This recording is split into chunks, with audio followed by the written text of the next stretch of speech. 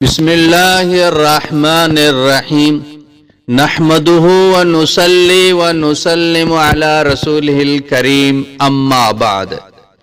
یہ وظیفہ الفاظ کے اعتبار سے بہت ہی مختصر ہے لیکن بہت ہی جامع یہ وظیفہ ہے۔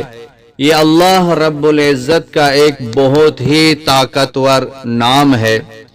یہ وظیفہ پڑھیں گے، اسی دائرے سے نکلنے سے پہلے اللہ والوں نے بتایا ہے کہ اللہ رب العزت تمام حاجتوں کو پوری فرمائیں گے، اور آج جہاں جہاں عرفات کا دن ہے یہ عمل کر لیں، کیونکہ عرفات کے دن دعائیں قبول ہوتی ہیں۔ حدیث پاک میں ہے اللہ رب العزت عرفات کے دن پہلی آسمان پہ تشریف لاتے ہیں۔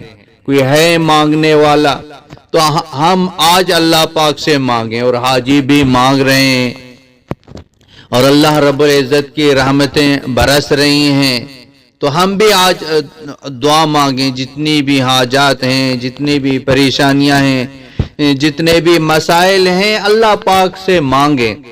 مایوس کبھی نہ ہو، مایوسی یہ کفر ہے۔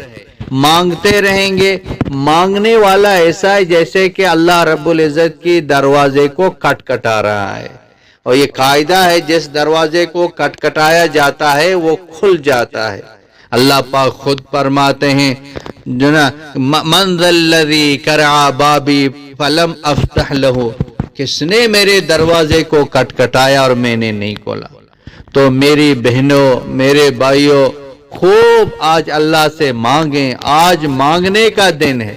آج اور چیزوں کو چھوڑ دیں۔ جہاں کل عرفات کا دن ہے، 9 ذو الحجہ کل ہے تو کل دعا کر لیں، آج ہے تو آج دعا کر لیں۔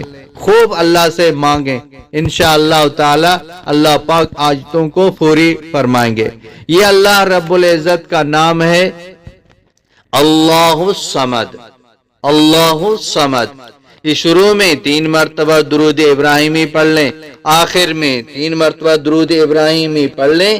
313 مرتبہ ایک ہی دائرے کے اندر، ایک ہی مجلس میں یکسوئی کے ساتھ یہ پڑھ لیں۔ اللہ سے گڑ گڑا کے مانگیں، انشاءاللہ تعالی جو دعائیں آپ نے اللہ سے مانگی ہیں وہ ساری دعائیں قبول ہو گئی ہیں، وہ حاجتیں پوری ہو گئی ہیں۔ بہت ہی بڑا، بہت ہی مجرب، صدیوں سے آزمایا ہوا وظیفہ ہے۔ اس کو زندگی کا معمول بھی بنا سکتے ہیں۔ جب بھی پریشانی ہو یہ عمل کر کے اللہ سے مانگیں، دل کو بڑا کر کے صدقہ جاریہ سمجھ کر تمام بہن بھائیوں تک اس کو پہنچا دیں۔ پہنچانے میں کوئی خرچہ نہیں ہوتا ہے، کسی کا کام بن جاتا ہے، وہ ہمارے لیے دعا فرماتے ہیں۔ وآخر دعوانا ان الحمد للہ رب العالمین۔